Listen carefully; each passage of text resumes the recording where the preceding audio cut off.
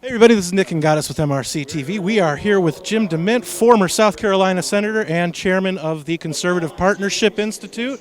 And what do you think about the event here tonight so far, and what are you looking forward to tonight? Well, you know your stuff. You know where I'm from and everything. That's great. It scares me. No, this is a great venue to have an event in. And MRC always has the best and most fun events. Everything else is kind of boring compared to these events. And so I'm especially excited about all the woke awards. It'll be a lot of fun. It's the first award show we've had in about 5 years now, celebrating the 35th anniversary of the Media Research Center. Now, I'm sure our viewers would like to know, despite it being during the first year of COVID, what was your experience like working for and with former President Trump on the Economic Advisory Board? Well, I wish America knew him personally, because to me he's one of the most refreshing and genuine people I've ever worked with. The good thing is when you're with him, you know you're going to hear what's on his mind.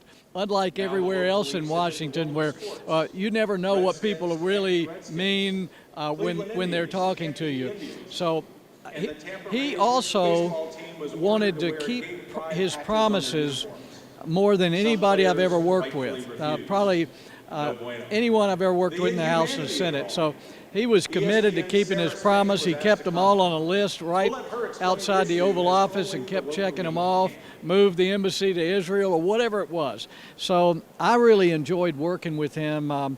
And I had a chance to see him last week. He still seems at the top of his game, so I imagine we're going to see him again. So he's as straightforward as we all seem to think he is, like when he's on TV? Or yeah, and he's very likable. And again, the media presents him as mean or whatever because of his tweets or whatever.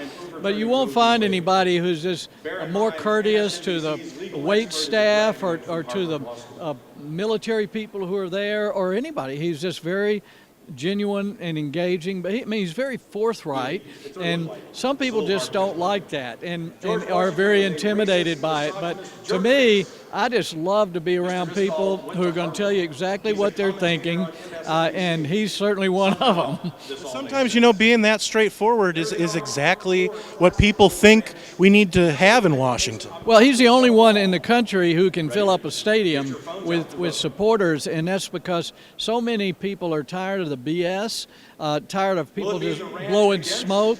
I mean, and he stands up and he's willing to say things. I mean, I've had so many people tell me things like, I can't believe he said that, and then they'll say, but I'm sure glad he did.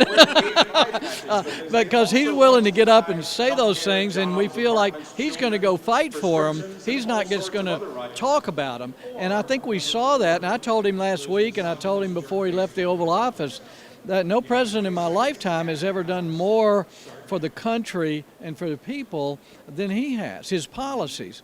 And like him or not, you say you don't like his personality, but for this place we work in, his personality is perfect.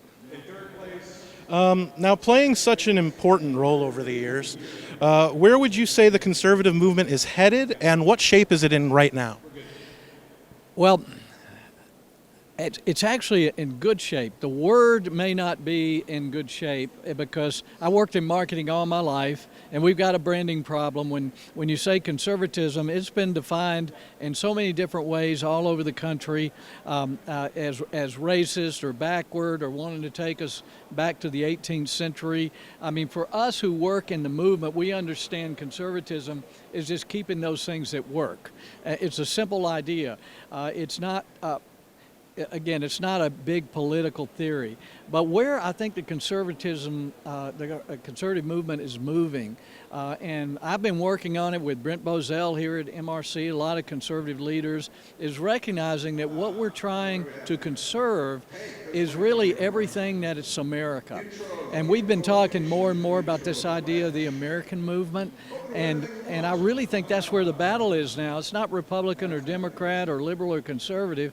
It's those who love the country, what we stand for, what we can be, versus those who hate the country and hate our history and want to destroy that. And so I think those battle lines are clear. And it's a great campaign to run on because most Americans love this country and they know we've got things we can fix, but people don't like all of this putting America down and Do you think because of that, what we've gone through the last couple of years or so, people are more willing to speak up than they ever were before? well, I think so, and I think they've seen that how they use COVID to try to control people, tell them what they could do, what they can't do. They can't open their business. They can't go. I think it shook a lot of people up, particularly parents who started seeing in this virtual learning at home the kind of stuff that they were teaching kids, and it's kind of awakened the most powerful force in this country, which is parents and particularly moms. Well, Jim DeMint, thank you so much.